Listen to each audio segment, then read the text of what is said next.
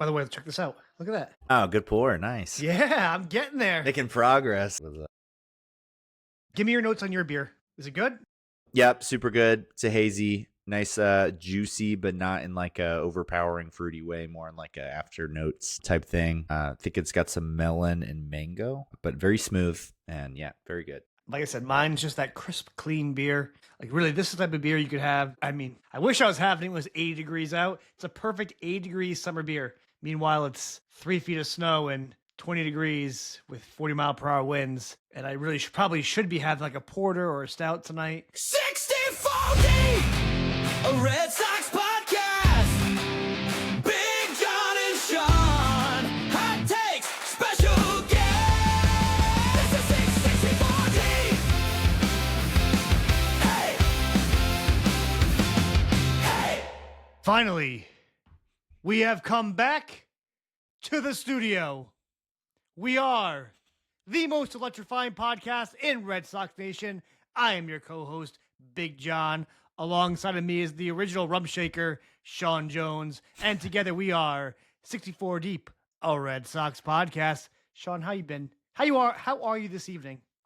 I'm doing very well. You know, we took a week off, but excited to get back into it. There's actual baseball games being played now, which is the first time we've been able to say that since you and I started doing this. So the season is sneaking up, so I'm pumped about it. Yeah, well, when you were gone last week, I mean, there was not a lot to talk about. Red Sox Twitter was up in outrage over the jerseys, and I'm like, there's got to be a bigger story than this jersey outrage, which I get. I get the hatred towards Fanatics, but it's a non-story when we're sitting here getting ready for the season to start and with the team as well, right? So that's what you missed. And the jerseys were bad, by the way. Yeah, they were terrible. It was bad. It was bad.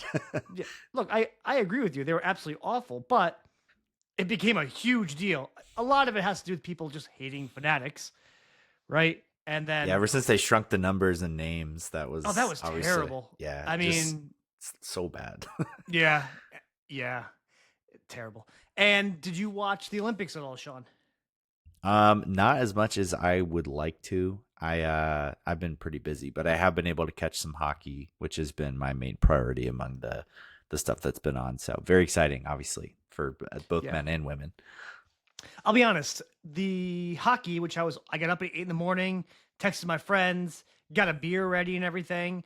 And I'm really happy the U.S. won, of course, right? But I actually felt like the Four Nations was just better hockey than more exciting. Look, like I said, I don't know.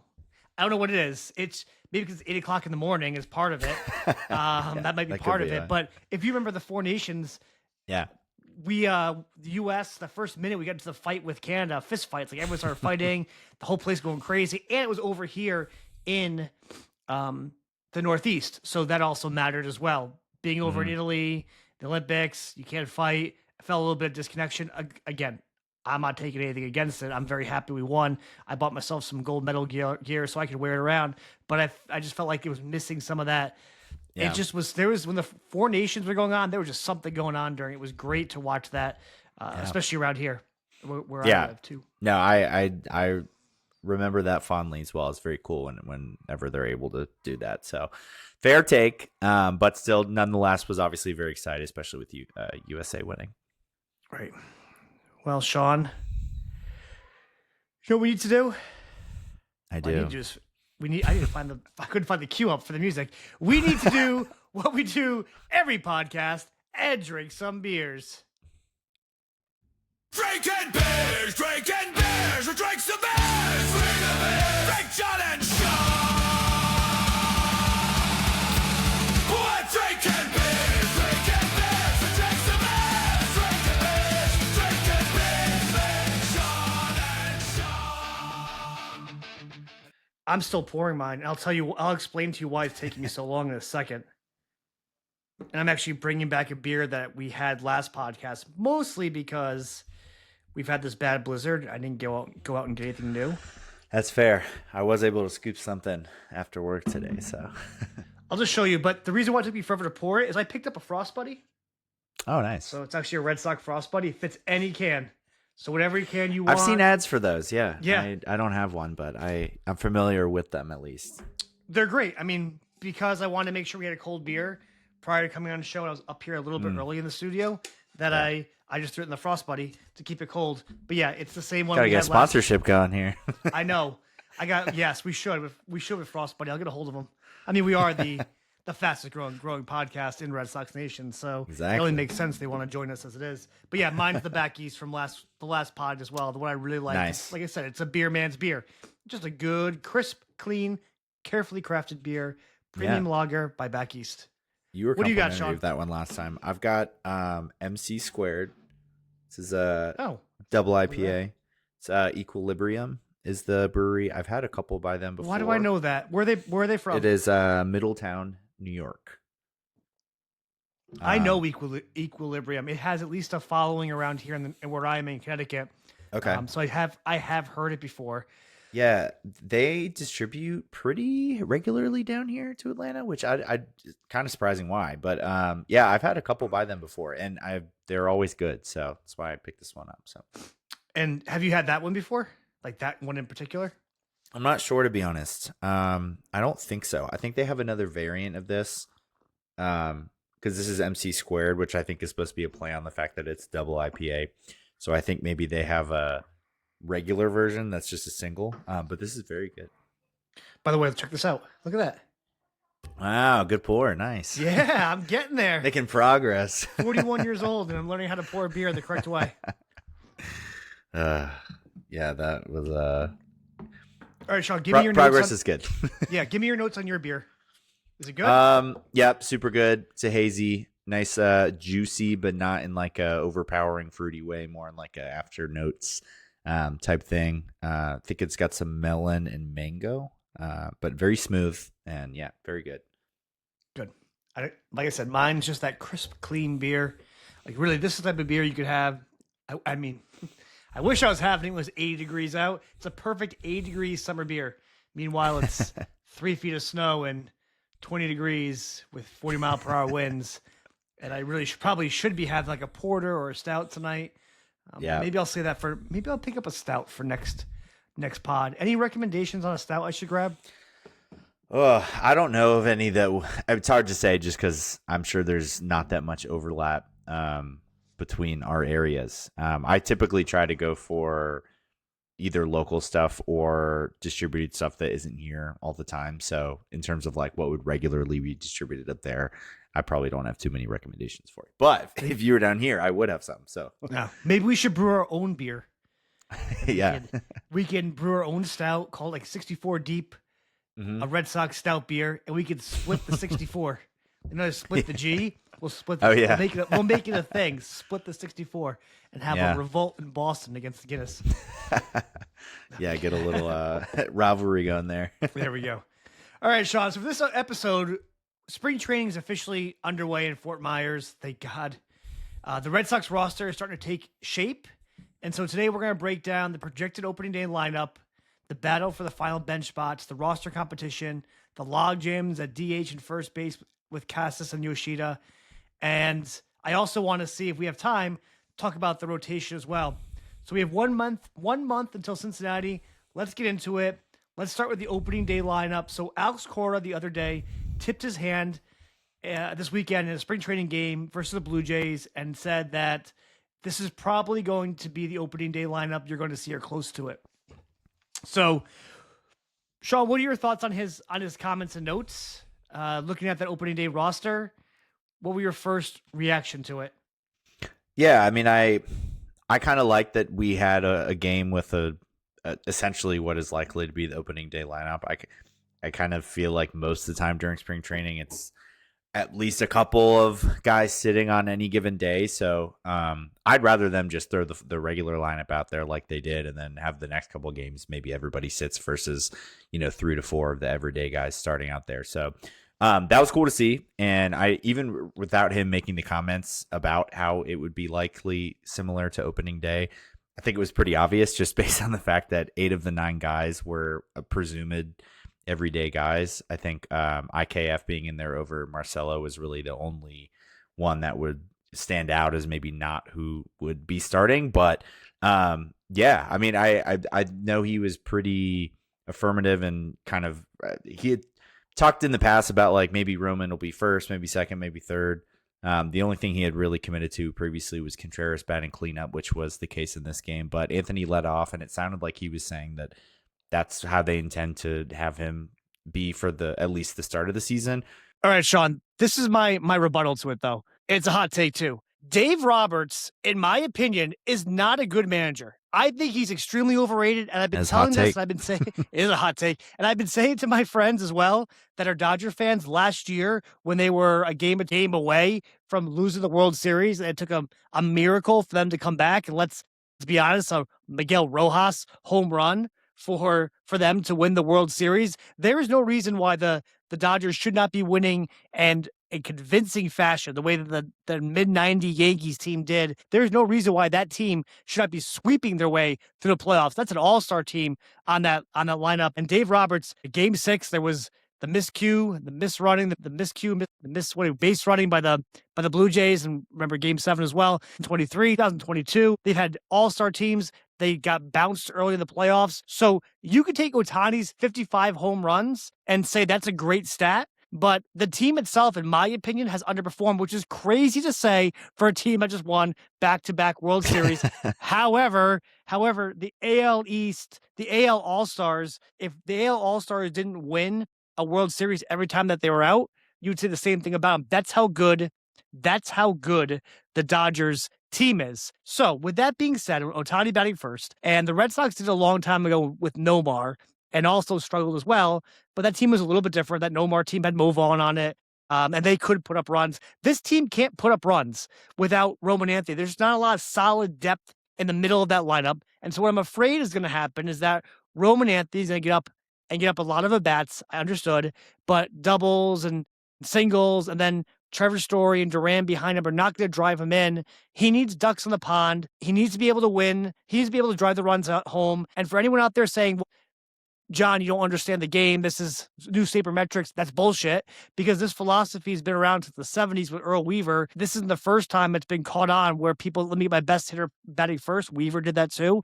And then it died off as a trend. And then again, the Yankees don't do it. Judge bats second. So at a bare minimum, I'd want Anthony batting second, just because I don't think this team has enough oomph behind them to be able to, the weighted runs created is a great stat, but it doesn't take into account, right? It doesn't also take into account the other factors of the people batting behind you.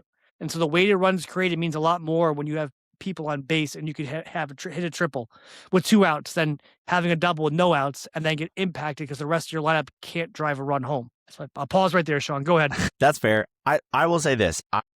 I think that's a fine take, and I don't necessarily. Well, I'll say this: I don't agree with the fact that Dave Roberts is a bad manager. I think he's a terrible very good manager, and I think we know how random and variable baseball is, and even just winning back to back is incredibly difficult to do.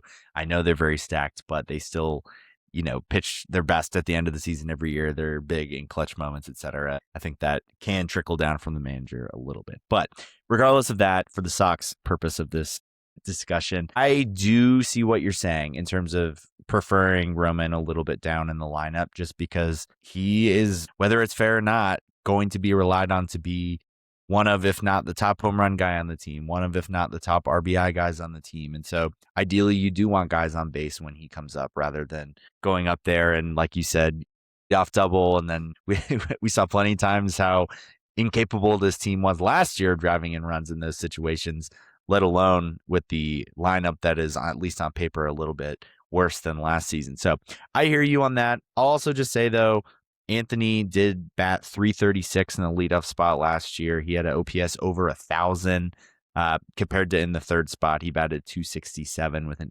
.828 OPS. So, again, small sample, was only 21. But I want Bat second. What That's I fair. would like to have, I want him second, and I want Duran and a platoon up at number 1.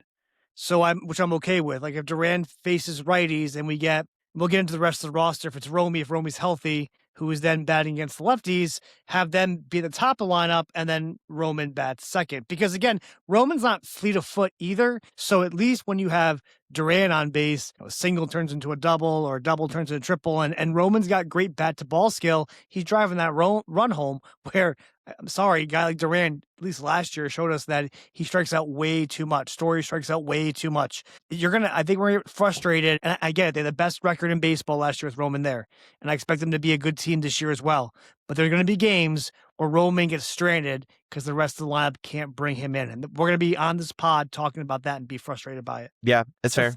Look, I do agree with your sentiment that like the Dodgers can get away with it because they've got Mookie Betts and Freddie Freeman as protection behind him, which are, that is quite the luxury to have. And then this year, Kyle Tucker and Teoscar Hernandez. Like, God, it's just insane that they even have Tucker and stuff now. You can't. Look at the Red Sox lineup. There's no Kyle Tucker on that team. There's no even Teoscar. There's not even one of those guys. No. Yeah, exactly. maybe you call Wilyer Abreu the left-handed version of Teoscar Hernandez. Maybe, but again, maybe it's still wishful thinking. It's a lot. That's more projecting than what we've actually seen to this There's no point, Freddie Freeman. There's no Mookie Betts. I know Betts had a bad year last year. There's no Kyle Tucker on this team, so I guess you can get away with it by having Shohei bat first. I still don't agree with it, but you can get away with it. That's fair. And I understand the idea of like wanting him in that spot in the number 2 or number 3. I think part of why they want him 1 or 3 rather than 2 is so they can do the lefty-righty alternating, and it gets a little tougher if Anthony's batting second, because then ideally you want a right-handed guy leading off and in the 3 spot, which there's just not a lot of options for guys at the top of the lineup there. No, but you could though. If you want to put a righty up there, then I would put Romy against lefties, and I would put Wilson Contreras batting third. I guess, but it seems like Cora wants Contreras in the cleanup spot, which again, I mean, it doesn't really matter that much, but the one spot here or there. But I hear what you're saying. Well, Sean, who do you have batting second, and what position do you have them playing? I think if we assume Anthony's batting first and Contreras is fourth, then I think you do probably want a righty in the 2 holes. So I think Story does make sense. I know that's what they had. Down. Yeah. And obviously, I mean, he will be playing shortstop. I think there's a case to be made that maybe they should have Marcelo at short and him at second, but that's probably not going to happen this season, maybe next year. So we'll see. But yeah, I think Story makes sense there. I know that he's a very flawed player, strikes out too much, doesn't batting the ball as much as we'd like, but ultimately he did have one of the better, or at least more productive seasons out of the shortstop's position last year in the AL. I think he was first in the AL in RBIs at the shortstop's position last year at 25 homers, 95 plus RBIs. So hard to argue with that. If he's healthy again and produces at that level, that's a worthy guy in that spot. And Cora's come out and said he's earned hitting higher in the order too. So that's why I think me and you both agree. Story will be batting second, playing shortstop. How about who's batting third, Sean? Yeah, that's where it gets interesting because I know they had Duran there, which I'm probably fine with. I mean, especially if we're assuming it's a right-handed starter, then I definitely would have Duran in that spot. Again, assuming Roman's leading off, just because he was really good against righties last year. And I said this back when we were discussing if we still thought we wanted him to be traded or not. And ultimately, I said at this point, no. And the reason is because he's one, whether we like it or not, and for all the fans that have kind of turned on him, like he's one of our best hitters. He's probably a top 3 hitter on the team. Like he just is. I know he struggled against lefties and the strikeout numbers are a little higher than we'd like, but at the end of the day, I mean, he's a double and triple machine. He's not going to probably hit 20 plus homers. I know he did get there a couple of years ago, but that's probably more of an outlier season. But he does get extra base hits. He's speedy when he gets on the bases and just one of the more consistent guys we have. So I think he makes sense, especially against righties. Against lefties, you could convince me to move him down a little bit. And then maybe you it's hard because it's like, would you put Wilyer there? He's also not great against lefties. Marcelo can't really hit lefties. So you might have to change the whole lineup around. I mean, maybe you go Yoshida. I mean, he's hit lefties fine, to be honest with you, but there's not really a clear-cut guy to put there. Again, you could ride with Romy, but I'm still kind of in the boat of like, we'll see if Romy can replicate what he did last year. I'm not super optimistic, and he's banged up to start the year anyway. So I don't know. Gets complicated when the lefty's out there. I agree with you, but I think Duran's the best prototypical number 3 hitter that we have on this team. It just is what it is, which is weird to say, but he's the guy that kind of does everything and has enough power where, Abreu doesn't hit for a high enough average to be, or doesn't have a high enough on base percentage to be a number 3 hitter. Yeah. And he hasn't done it. He has not played a full season.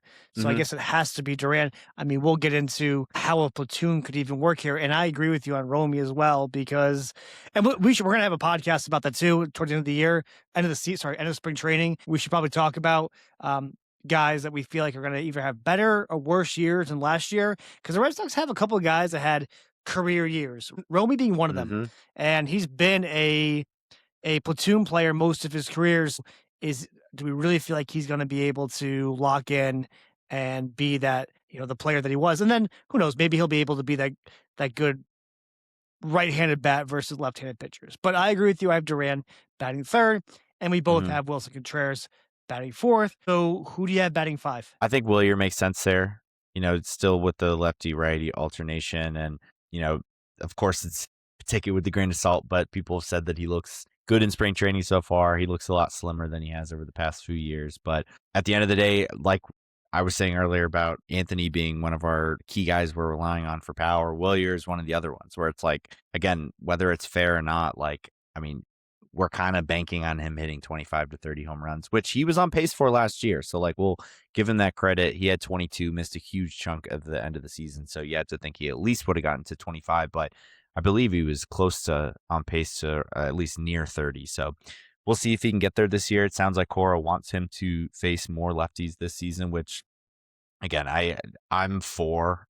Like, for all these guys like Marcelo Meyer, Abreu, et cetera, that have like struggled in small sample sizes against the lefties to this point in their career, I say just throw them out there because they are going to need to learn to hit both sides of the mound, or else they're just going to be career platoon players, which, the team kind of needs full-time starters to step up if we want this lineup to be at least a league average. So I like Abreu in that spot, and then, maybe even move him up to the 3-hole if he proves that he can hit those lefties a little bit better. And you heard Cora first couple of days of spring training really talk about how and he's embracing it, pivoted to defensive run saved.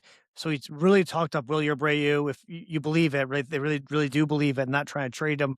So they're really talking about this idea of defensive run saved, two times gold glove winner. So, and Cora's been nothing but praising of him because he has to. I think because he has to, and he's hoping that he can finally start hitting lefties, and that you can see him early in spring training. He was facing Chapman.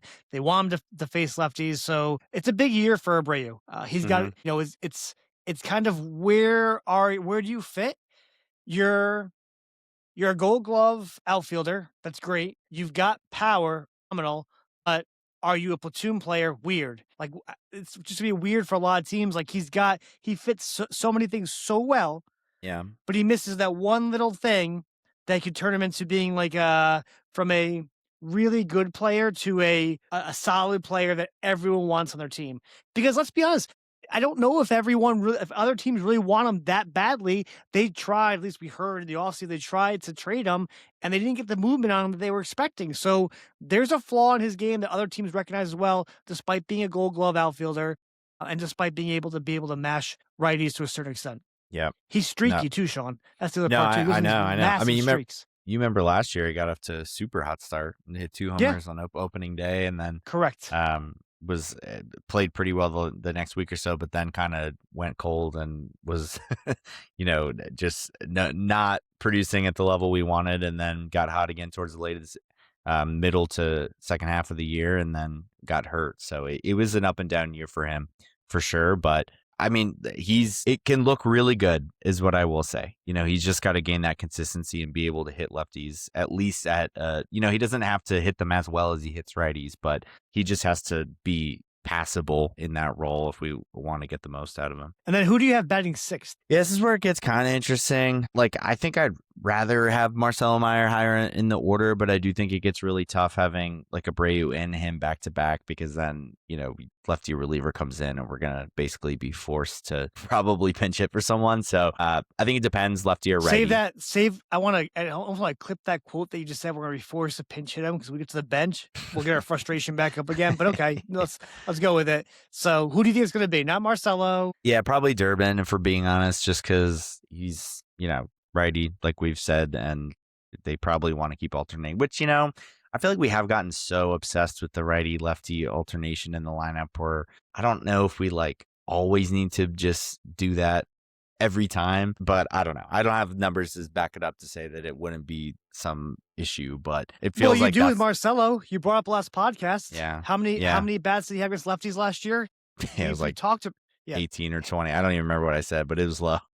Yeah. So there is a big concern with Marcelo being able to hit lefties. And it's a big year for him. If he's going to hit Mhm. those Corey Seager projections that he was projected to be like when he was drafted, this is the year he's got to show that he hits lefties. Otherwise, that's why Caleb Durbin's batting sixth. I agree with you. I would love to have Marcelo batting sixth because the upside of Marcelo's power is much better than Caleb Durbin. But Yeah. Marcelo Meyer has been horrendous at being able to hit lefties. So, and I also agree with you, the whole righty lefty thing, taken out of context too much. But this is a perfect example of where you got to do it because Marcelo has been so atrocious throughout Yeah. his whole career, even the minors, of being able to tag lefties. So, yeah, I have Caleb there as well. I would love for it to be Marcelo. He's got to prove that it's him, but it's Caleb there as well. So then I'm guessing 7, you would probably have Marcelo then, correct? Yeah. And I'll even say, like, I feel like the fact that we kind of do have to hyperfixate on this lefty-righty alternation kind of just shows the flaw in the lineup where we just got you nailed it. we have a lot of guys that have only proven to be able to hit one side of the mound. Like, of course, if you're Dodgers, of course you don't care batting for Freeman and Ohtani back to back, even though they're both lefties, because they're both so good and they can hit both sides, so it doesn't matter. And it's like that's the issue, is we just don't have guys that have proven that they can consistently hit lefties and righties. And the few that we do have, it's like Roman Anthony, I guess, Story, I guess, Contreras, like we'll see. We obviously haven't seen him in a full season in Fenway, so like, but other than that, it is just a lot of like, unfortunately, we just do have to care about that because the guys haven't proven that they can do it. And our bench is not good enough where we can sit there and plug and play all the time either. We'll get to the bench too. Yeah, it's like the platoons are a big drop off. It's not like we've got 2 equal players that, it doesn't matter. We'll go with the one that makes the most sense based on the matchup. It's like, I don't really want to have to play IKF over Marcelo Meyer ever. Like, I never want to do that. Right. And our best platoon, our best platoon bat is $18 million Yoshida, who's a lefty. I know. And the biggest weakness we have on this team is lefties that can't hit righties. So so it's like, what lineup does he go in? It's like, I guess he's batting more against lefties. We'll get to where when Yoshida ever plays, because he's gonna have to. But yes, it'd be different if Yoshida was a righty, and that would make a ton of sense, right? Yoshida is a righty, and you could plug him in for Duran or even a pinch hit for Marcelo, etc. But no, our best bench bat as of right now is a lefty, which is Yoshida. And again, to your point, that's the flaw behind it. Yeah. So I'll say this though, like there's a perfect world where some of these guys pan out a little better than we expect, and like maybe Durbin has that average, sneak up into the 280, 290 range, and then maybe he's a great leadoff guy, and then we can move Roman down to the 2 spot, for example. Like, I think he's still obviously a little unproven. Obviously, he had a good rookie year, but again, he was a rookie, so we'll have to see how it translates. That's a great take. That's a great take. If Durbin becomes an on-base percentage machine, I agree with you. That would change the lineup for the better overnight. Yeah, exactly. Because then you get another on-base guy up that Anthony can hit behind and have more opportunities with guys on base. It also then slots everybody else down a little bit, which we swap them. But you might move Story to 6th or 5th depending on the matchup. To your point, let's say Durbin's an on-base percentage machine. You go Durbin, Roman Anthony. Then at 3, you probably move. I still keep Duran there, or you move Contreras up. But regardless, I'm okay with the lefty back to back right there. I'm still moving Story. I'm not putting Story in the 3-hole. He cannot be a 3-hole hitter for this team. So I leave Duran there, and then maybe you put Story at the 5 and bump Abreu down or something like that. But correct. Or you put him 6. So you go Contreras, so go Duran, Contreras, Abreu, and then Story 6. So you have power, and then Mayer. Yeah. And that's a lot of power, right down there. And then we move into 8. And then who do you have for 8? I'd probably go Narvaez. I don't know. So. I can't really explain why, but I kind of like just my whole. What I was going to say is then that obviously puts Rafael at 9. And so I can't really explain why my brain's been wired this way, but like having the like athletic, more speedy guy in the 9 spot has just always made sense to me in my head. They used to say it's like a second leadoff guy, which that's what they said. Old school baseball. I know, which Rafaela, by the way, would be a terrible leadoff guy because he's not a contact guy also. It's a little counterintuitive with him specifically, but for whatever reason, I kind of like and just have always also kind of gone by that. Like you mentioned, it's old school. That's just what they used to say. So I default to that. I'd put Narvaez in the 8 and then Rafaela in the 9. But, I also think that Narvaez, he is probably a little less strikeout prone than a guy like Rafaela, for example. So, and Marcelo, sample size is small, but if he's facing more lefties, et cetera, then that he might be a little more strikeout prone too. So I kind of like maybe having the Narvaez, who I trust a little bit more with the bat in his hand to make contact at the very least in between them. Yeah, I have the same. I have Narvaez and then Rafaela for the same reason you said. It's the old school mentality. Rafaela batting like your second leadoff guy. But again, that's the reason why he bats 9th and not 1st, because he'd be a terrible leadoff guy, but he has speed. He has power too. I mean, the nice thing about Rafaela, he has power as well, but we've seen those stretches with Rafaela, and this is going to be the big test for him in his full year 3 is can he stop swinging at balls? The man swung at balls that hit the bounce in the dirt. So and at his head. Yeah.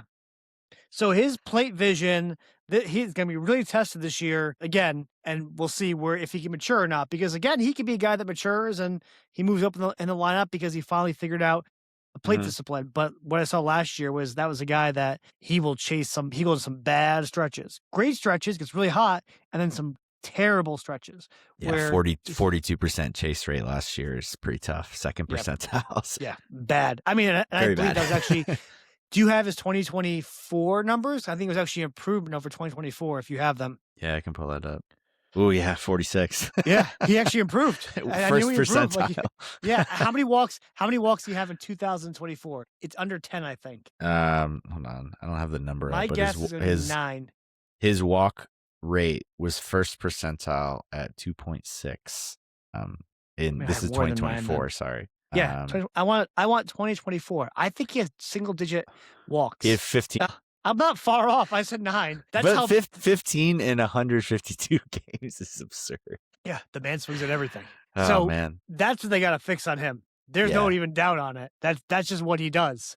And if he wants to become a better player, you can't live with a guy that walks 15 times and has a 42%. Well, you can if he's just making contact all the time, but he's not doing that. Is the point? It's like you can't pair the absolutely never walks with swings and misses and stuff out of the zone all the time, because that is just like you're just a bad hitter at that point. And like you mentioned, he's had some hot stretches, and he's been in the 15 home run range the past couple of years, and he carried us at times last year. We had that stretch where he was one of the hottest hitters in baseball, but you take that small stretch out and it was like really, really ugly for other parts of the year. So, to your point, he just needs to get a little bit more discipline. Even if he walked 28 times last year, even if he walked like 45 next year, which is a pretty big jump up, but like, it's nothing crazy. Like that on base percentage and OPS and stuff is going to go way up, and he's probably going to have way less strikeouts too, because that means he's not swinging stuff out of the zone as much. But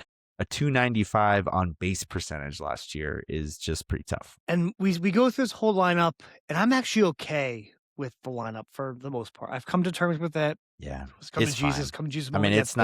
It is not the best I could say about it is it's probably about league average.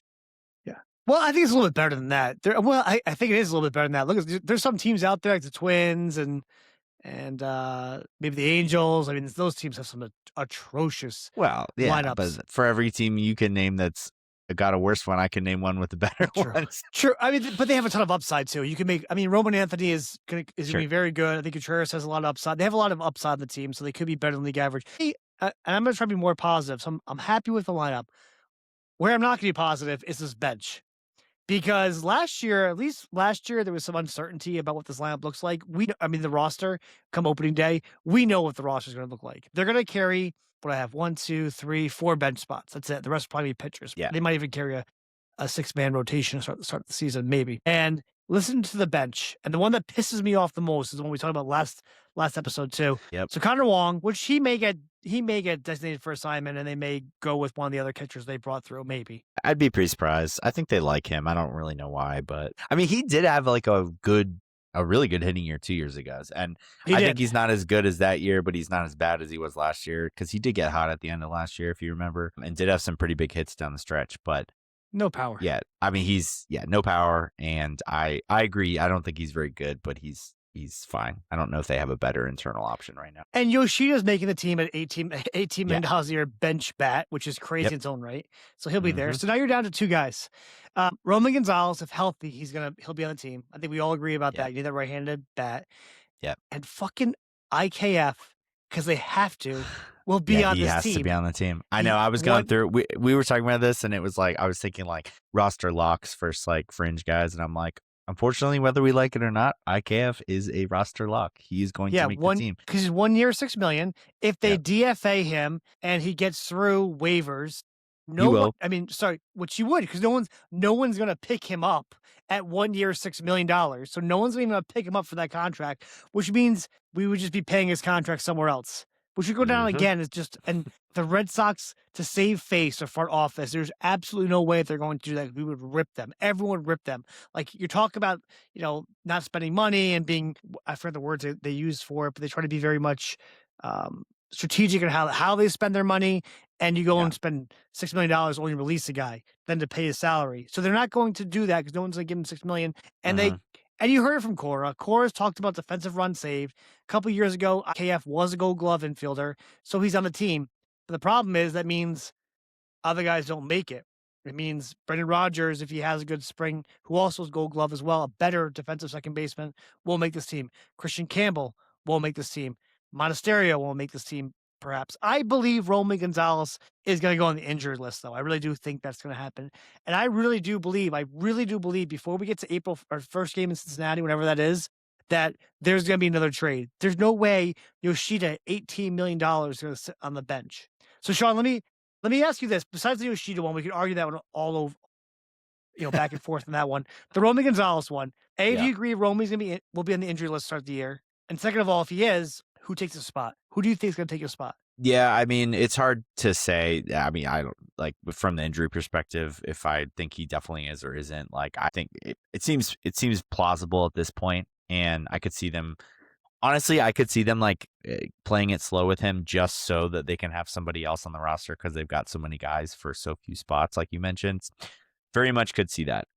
In terms of who takes the spot, I would lean probably either Nate Eaton or Sogard, but I probably lean Eaton because he is a very good base runner and was basically the fastest guy on the team last year. So that could make sense as sort of like the pinch runner role. He obviously can play in the outfield. He can play a little bit on the infield as well. So he's got some versatility there. So that could make sense. But maybe I see the case for Sogard too. He's a good contact guy. Yeah, I mean, we saw him in big. I specifically remember this one game last year where there was a guy on third and we just needed to make contact to drive him in, and they pinch hit for Rafaela because they didn't trust him to make contact. They put Sogard in. He hits the ball. It doesn't get out of the infield, but the runner scores because he made contact and they ended up winning. So that's the kind of player that Sogard is, and Cora clearly trusts him for those kind of situations. So I would lean those two. But, it really could be any of them, and it could truly be one of the let's just see who plays well in spring training. But I lean Eaton mostly for the pinch run factor because especially with David Hamilton off the team now, that was kind of their previous guy in that role, which Eaton's probably a better base runner and probably faster anyway, so it makes more sense. But so we're actually sort of on the same wavelength, except I'm actually going with Sogard. Sogard was my pick on it. So All Christian Campbell's got options, so they'll utilize him, try to figure it out. It won't be Campbell because they want him to play. They want him to play every day, so I doubt he makes it. Correct, I agree. They're not going to waste him on the bench as well. Yeah. I know. Cora's come out and said some very good things about Rodgers. He said there's more power in his bat. So you can tell Cora just does like the ability of maybe Rodgers plays this team. But I only think Rodgers makes the team if another trade happens to open up a spot, maybe trade a guy for a left-handed reliever. That's where I see it. And then he also talked very much about Andrew Monasterio. They were very much thrilled with him as well. And Andrew Monasterio also could be a possibility. And then you have Nate Eaton, who you talked about as well, who, again, he is a Swiss Army knife. He can play a bunch of positions. He's got the speed. He's a good candidate as well. But the reason why I like is because he's a valuable platoon flexibility off the bench, switch hitter.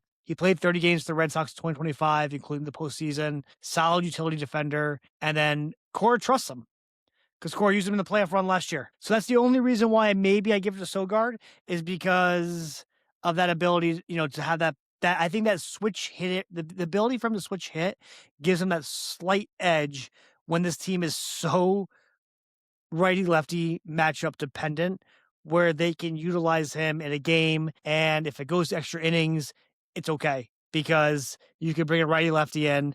I don't know what his splits are, but he has the ability to hit against both of them. And that's why I go with Sogard. I was gonna say I have the splits up for you. You were asking for Sogard, and they are very favorable to your point. Sogard was actually 371 batting average versus lefties last year, but only 197 versus righties. So he hit lefties way better, which obviously is they want in his favor to make the team. They'd much rather have that than the other way around, which Eaton's splits were pretty even. I mean, he was a little better versus righties, 316 versus righties, 279 versus lefties. So, not bad versus either, but obviously tiny sample for both of them. So it's not really these numbers, it could be flipped this year, and I don't think either of us would be surprised, obviously. Both of us agree. Just don't put IKF on the team and have them both there. We both. I agree. I'd rather have both of them than IKF. Or Montestero. Yeah. Montestero plays well. Just somebody, whoever it might be, not IKF.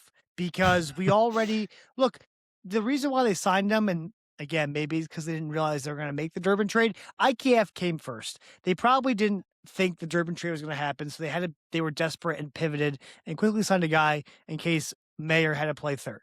But you're going to have Mayer at second, Story at short, Durbin at third. Durbin can't play second. Regardless, that's a solid infield. Mm-hmm. Mayer is played very well last year at second base before he got injured and can play third base very well as well.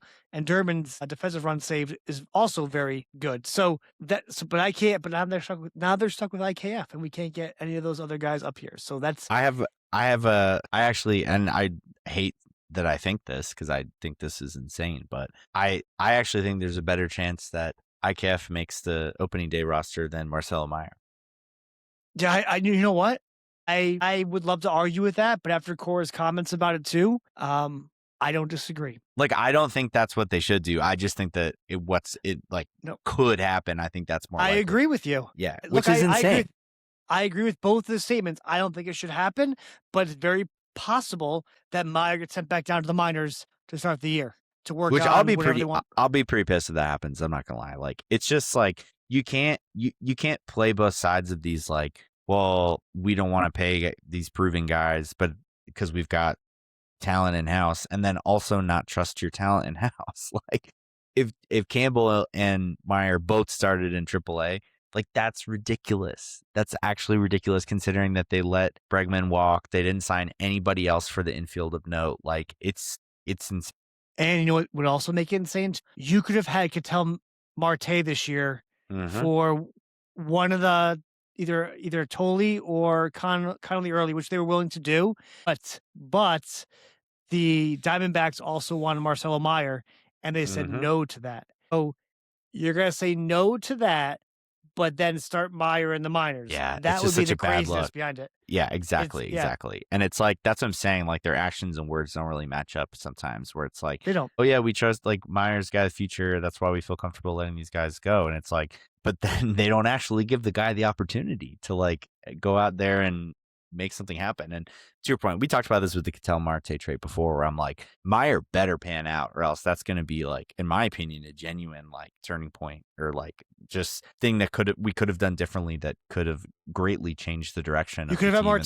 That's what you could have just had him, and for the next 4 years on a cheap deal, and he's still in his prime and probably his best second baseman in baseball. So that's what's going to haunt Craig on this one if he does not end up becoming a superstar, and you could have had Marte. Yeah. Really quick before we pivot to the rotation, I know Brendan Rodgers had a terrible year last year, batted 191 in 43 games. His season was ended by oblique strain, concussion, and back issues. He dealt with all that last year.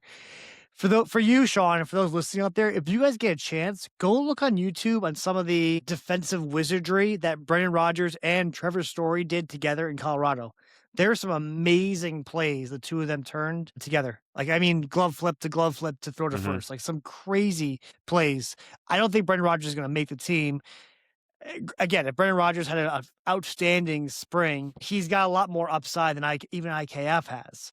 And he is actually a better defensive second baseman. He has like 22 defensive runs saved in a 1 year, which is unbelievable. Like, he is that good of a defensive second baseman. So if you're going to preach defense again, but it won't happen because of politics. IKF is getting the spot. Well, the point, it's not even politics. It's just they put their money where their mouth was, and their mouth was IKF.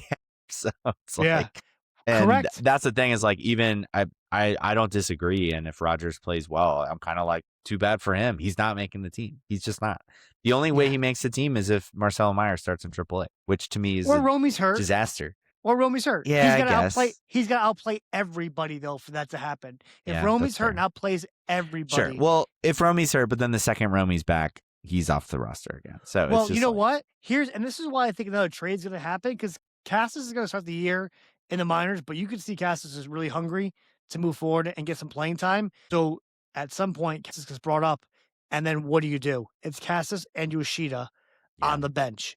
You have two strong lefties. Something's going to happen. Something's happening. We are not getting to April 1st with this team as it is right now. I'm telling you right now, there's absolutely no way. They're just waiting for guys to show their value within spring training, and something's going to happen. I could see it taking longer than April, but I do agree something will happen at some point. I think they're kind of going to wait to the last possible minute. I think that they're going to wait for Casas to, play in AAA, get some reps, wait to see him actually play well. And then when they eventually probably do call him up, that's kind of when a move will be made. And I really hope it's not just like a DFA or something like for Yoshida. I hope that either. Would just be a shame. But I don't know. I would be shocked if because I feel like they're just like procrastinating on this and putting it off. And so I don't see why they wouldn't continue to do that. But I bet there will come a point this season where Casas is in AAA and he hits a couple home runs, and we're kind of like, all right, why the hell is this guy not on the major league roster when we're dying for power? And then they're going to be forced to do something. Again, I don't know what that something is. Maybe it's a DFA. Maybe it's a salary dump. Maybe it's a Duran trade. Who knows? There's other routes to go, but I could see them making that move down the line. Or maybe they trade Casas. Who knows? I don't know. I think the problem with trading Casas, it's the ultimate buy low. And yeah, I'm sure. If you look at, they've sold him they've shopped him in the past. Yeah. And look at the upside we had on him pre 2025 was 2024. He had over 800 OPS. So he's got a ton of upside on him. It just would be a shame to ship him off somewhere and then watch him flourish in the club as we get back nothing. So I want to move to I'll move to the file segment of the night, and that's the rotation. 25, Chris shut down the idea of a 6-man rotation in that spring training. And do you feel like the same mentality likely applies here? Or is this rotation so deep that we can see a 6-man rotation? And let me give you the guys who I look, I'm going to get right to the chase because we're at the end of the show. I think me and you agree with it. Crochet, Suarez, Ray, Ayo. That's the 4. Those 4 guys are definitely starting. 5 is going to either be Oviedo or Kindly Early. I think me and you could agree on that one because Crawford is injured coming back. Sandoval, they've already come out and said they're going very easily with him. And I think me and you have talked about in previous pods, totally is going to start the year probably in the minors. So it comes down to either Oviedo, Early. Oviedo probably being the front runner. Sean, is Oviedo going to be the 5th starter, or are they going to go to a 6-man rotation early in the year and have it Oviedo and Early? I would be highly surprised if they did 6-man rotation. I also am pretty vehemently against it because I want Crochet pitching as frequently as possible. And I think they would be silly to intentionally kick him back an extra day every time around the rotation. And that goes for the rest of the rotation too, to be honest. I mean, they just gave $130 million to Ranger Suarez. I don't want him pitching every 6th day if he's healthy. Like, that's silly. Why do we sign him if they were going to do that? Same with Gray and Bayo, that Bayo had a good enough year last year to justify, firmly being in that top 4, etc. So the 6-man would just be silly to me. You obviously want to get these guys reps, but with Early having options to be in AAA, like, that just makes sense for him to be down there probably. I do agree with you that I think Oviedo is the front runner because they made a real investment in him. They gave up a password who was a top, whatever you think about him, he was a top 3 prospect for them based on rankings across the league and in the media. So it wasn't nothing. He also has, pitched in the major leagues for multiple seasons now. He's got at least a little bit of a track record. I know that a lot of that acquisition was more of like I think we can get more out of him. So there's still like some maybe untapped potential there. And the results have been mixed at best. He's looked good, but also had some rough patches and been inconsistent. But I think he's got the driver's seat there, assuming that he doesn't, have some insanely bad spring and then early have some like amazing spring, which I can't totally rule out. That is certainly possible, but I would bet on Oviedo being in that spot, and I would bet on early starting the year in the minors, but I also would heavily bet on early bet or starting probably 10 plus games this year for the Sox, just because injuries are inevitably going to come. And I think he will be the first in line to get that call. Let me give you something interesting that I brought up on Twitter, because I agree with exactly what you said about Crochet and Suarez have to pitch every 5 days. Especially, it's amazing what Crochet has done in the majors. With 32 games started 2024, 32 games started 2025. A man that's had Tommy John surgery and has been a freak in terms of innings pitched. He's shown durability behind it. And you have to have him pitch. Suarez, on the other hand, though, has not been not the most durable of pitchers, and we've seen that too as well. So, but again, you paid him a lot of money, have them start 1-2. So wait till he gets injured and then put someone in. Don't just like proactively do it. But what about 3, 4, and 5, and having like some type of rotation where early comes in and you're keeping those arms out healthy? Because we saw last year Sonny Gray completely fall off second half of the year, right? Brian Bayo has not really been able to, in the past year, has really put together a full season of work, and Oviedo has been injured as well. So what if I told you that you still keep 6, but we find a way to rotate a guy in, within Gray, Bayo, and Oviedo, where Conley Early is the 6th guy that gets sprinkled in. So if it's if Gray goes first and then Bayo goes next and then Oviedo goes the next time around, you shift them all down 1. And they go to the top. Still, I'm not sold on that strategy either, because like, for example, Conley Early, I want him to get as many reps as possible. I know they probably want to protect his arm a little bit, and sometimes we see that with young pitchers where they, have an innings pitch limit on them. But like, I mean, he didn't pitch that many games in AAA last year either. I mean, only 4 in the majors also. Like, he was in lower levels to start the season. So like, I want him to just get as many high level reps as he can get so he can kind of build out the repertoire, continue to do so, and prove that he's worthy of being there. So I just, to limit him in that situation. Plus, Sonny Gray's like at the back end of his career. It's like, I'd rather just ride that till the wheels fall off. And look, if he has a Walker Buehler type season, then sure, our answer is made for us, and then he's out of the rotation. You know what I mean? Like, if that stuff starts to happen, I'd rather be reactive than proactive, because we have so many options. To your point, if we only had 6 and like that was it, like we only have these 6 options, then maybe you consider something like that. But because we've got 6, 7, 8, maybe even 9 options in the spot, like if guys get hurt or start to underperform, like then the next man up, you know what I mean? And that also puts some pressure on like guys like Gray and Bayo. Like you start off the year rough, like that spot's not guaranteed, and we'll move those spots around. And again, we saw it last year with Walker Buehler. So Cora's not afraid to do that, even with an experienced veteran guy, which for Gray specifically, like if he comes out of the gate and is really rough, like then that's fine. I mean, it's a 1-year deal, cut bait if you need to, and we've got other options. So I just think they're in a position to be reactive. When Theo Epstein was here and we had a 6-man rotation, it wasn't a true 6-man rotation, but they had a lot of starting pitchers. The idea was, okay, we have a ton of starting pitchers. We'll deal from a place of strength, and they deal Bronson Arroyo to the Reds to get back Willie Pena, which actually ended up being, not only was Willie Pena horrendous, and Bronson Arroyo came on to be a decent number 5 starter for the rest of his career. That year, I can go back to the numbers. I wish I had them up there. I didn't know we were going to be talking about this. They ended up having an issue with their pitching staff. They had injuries, and I think Lackey was on the team, and Lackey struggled. So Lackey got hurt. Lester might have got hurt too. They actually were down 2, and they actually found themselves not having as much depth as they thought they were going to have, and being a debacle for them. And it was a good lesson learned on you can never have too much pitching. Sure. That's with 6.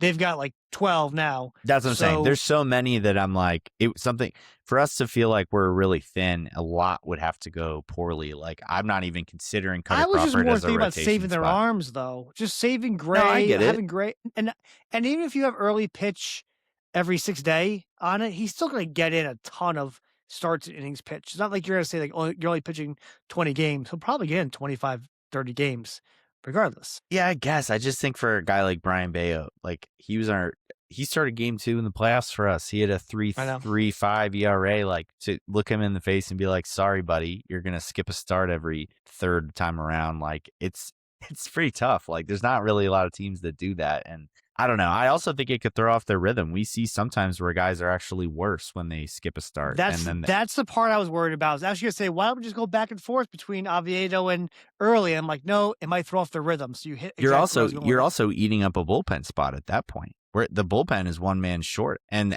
look, I think the back end of the bullpen for the Sox is among the best in the majors, especially if Chapman performs how we did last year and Whitlock was absolutely shut down. I don't think that's going to happen. Though. We'll talk about that one. That's something. He had the greatest season he's ever had in his career, like age 40. I know, but my point is that I actually think the bullpen's a little thinner than people are leaning it on to be. Like, I think it's top heavy. Like, we're a really good back end, but then you get past the third or fourth guy, and it starts to be like, man, not a lot of proven commodities. You know, there's basically only one reliable lefty, and it's Chapman, and so they don't really have like a lefty. I mean, Moran is the guy they have, but he had a like 6 ERA for the team last year, and then Zach Kelly suddenly becomes like really important, and he was like a fringe roster guy for the team last year. So like, that's kind of what I'm saying too, is if you're eating up a bullpen spot, like, that becomes pretty tough when it's already kind of thin out there. Also, I'm hoping it's Sandoval, to be honest. I'm hoping Sandoval becomes the bullpen arm. I'm not sure he's gonna be okay with that,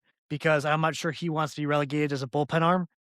Yeah. Before he signs another contract next year, I think he wants to prove what he can do. That's why I think Sandoval is going to make his way into the rotation for them to maybe even trade him, because it's a business in the game. They're going to do what's right by him. They're not going to ruin his career by making him a bullpen guy, because he's not going to get $12 million a year for a guy that, what was his best year, Sean? He had what? He had one 2022. He had a 2.91 ERA across 27 starts, but that is very much an outlier, honestly, if you look at the rest. I mean, the 2021, he had a 3.62, but that was only 14 games started. So, but how old was he then? He was young then. He was 24. But he's had his first 2 seasons combined. He started 15 games and had a over 5 ERA. Then but he was very young, though. He was 22 and 23, and then but his age 24 season, then he had the 3.62 across 14 which starts. Is still really good. Then very good in 2022. That was the 2.91 year, but then he regressed in 2023 to a 4.11 across 28 starts, and then was very bad his most recent season with a 5.08 across 16 starts. So he's been up and down. He's only had one true, like, full good season. I'm gonna start trolling Blue Jay fans. Sounds like Dylan Cease to me. I mean, there's not much difference in Dylan Cease. Like, he's Dylan Cease. Yeah, well, he also hasn't hit. He hasn't hit 150 innings ever, and he's only hit 100 innings twice in his whole career. So my point is, though, he could be to your point, and I agree with you on the bullpen that we are very much top heavy. It goes Slayton, Whitlock. Whitlock's phenomenal, and Chapman. You have another lefty. If you could bring him as your lefty in, that really lengthens your bullpen. Like, you've got probably one of the best bullpens in the majors. Again, we'll see how Chapman is this year. I do have concerns about that. Him repeating what we did last year. That was there's many years, if we didn't have a Scooble and a Garrett Crochet league, that Chapman could have won a Cy Young last year. That's how good he was. Yeah. I mean, that year was better than Eckersley's 92 year when Eckersley won the Cy Young. That's how good that's how good Chapman was. So we'll see where we go with them. But it's going to be interesting. Like, this team isn't done. I don't know if you agree with me on it, but this team's not done baking. I still think there's moves to happen before we start the year. I think they're done before the year is my take, but I do think that they're going into the year with the attitude that we have opportunities to upgrade the team throughout the season. Like, I feel like last year they went into the season being like, we feel really good about the roster, and so we don't even know if we even need to make changes midseason. This year, I think they're going into the year being like, the roster's in a pretty good spot, but part of our plan is to be more aggressive midseason. And I could be wrong about that, but I think. What do you mean by mid-season? Do you mean like trade deadline, or do you mean May? I think deadline for sort of like a power acquisition, because right now, there's just not a lot of names out there. But then you get towards the deadline and teams are out of it, and more willing to sell. And I think that's when they feel like they can maybe strike and add the power that they've been talking about adding. But then if we're talking more of the like getting rid of the, like when Casas is back, whenever that is, and maybe getting rid of Yoshida or dealing from the log jam that they have, that could be a little earlier. But they're obviously different sort of goals. One is to more balance the roster. The other one is just to bolster and improve the roster. So, but I just mean that like the Devers trade obviously last year was, I don't know if they really planned for that. That was kind of out of the blue, but I feel like they felt good about where they were heading into the season. And I'm not saying they don't feel that way now, but I think that they've publicly acknowledged that they had goals that they clearly didn't achieve. Right. They didn't have the power they wanted. Breslow's been public saying that like they've explored options for trading the outfielders. They didn't do that. There's been things that they talked about doing that they just didn't do. And so they'd be lying to themselves and us if they said that they are going into the season being like, yep, our roster is exactly where we wanted it to be. So, yeah, I agree with you. All right, let's wrap this podcast up. It was a good show coming back. I'll go ahead and make sure we get the edits all set and done for the official release. Thanks for those that have hung on, listened to us live. Sean, anything you want to say anything else you want to wrap up before we move on to close this podcast up and move on to next week and hopefully have a bunch more games to watch and then Sean, one more thing too. I mean, the one thing I was disappointed about today was that we played the Rays and these were all guys fighting for a spot. It was a 2-1 game, 2-1 game. I know it's so early in the season. We can't go on it, but all these guys had an opportunity to try to win a spot, and you want like, okay, who's the Trace Thompson for this year? I know Trace didn't make the team, but who's the guy that's going to show off? That's the guy. We were talking about somebody who went crazy. Trace 7 home runs, 7 games. Like it's insane. Clay Thompson's brother could not make the team. Like who's the Trace Thompson and that has a shot at making this team this year and 2-1 loss. So that was the frustrating part of it. But Sean, anything you want to add to the end of this podcast? No. Yeah. Like I said, I'm excited for games being played. I'm excited for the World Baseball Classic too. We'll obviously I don't know how much Roman's going to play. Obviously got on the roster. Scooble's only starting one game, which really pisses me off. Kind of annoying. Hopefully he saves it for the knockout round instead of the pool play, but that is a little frustrating. But I kind of get it just because like it is a contract year for him, so he has to be a little careful. But just get him up there and don't have him on the team. Then I agree. I agree. They just don't have him on the team. No, it's fair. But no, I'm excited for that. That should be super fun. I am too. The Dominican Republic's absolutely stacked, so we'll see if they are, but their pitching staff's not as strong as ours, except for the fact that now that I think they have a better chance with only one Scooble. Yeah, it's fair. We should save Scooble for them. But yeah, the DR they were my second team after the US, but they might be my favorite now. Only a 1 start from Scooble. Yeah. US got a real chance though. They got a good team, so they got a great team. I think Schemes a Scooble. Yeah. I think it'll be a good experience for Roman though. Even just to like be around all the stars across the league like that. And, that's probably an even better way for him to ramp up for the season than a stupid spring training would be. No, I agree. I actually said that on a separate short that I published. I said exactly the same thing. I said, if he has imposter syndrome, it's gone now because you're expecting him to step up and be the number one guy for this team. This is how you're going to do it. You're going to put him with the other stars and say, you're a star. Now be a star. And he's going to come back from the World Baseball Classic, feel like a star and act like a star. Yeah. So I agree with you so much that this is the best thing that could happen to him. Yeah. But yeah, other than that, thanks everyone for all the continued listening and support. We're going to have a lot more content coming out, obviously, leading up to the season. So excited to, get things kicked off and do more formal previews and whatnot. But yeah. Yeah. And if you enjoy, please go ahead and like and subscribe. Remember, I am Big John. Alongside of me is the original Rum Shaker, Sean Jones, and we are 64 Deep, a Red Sox podcast.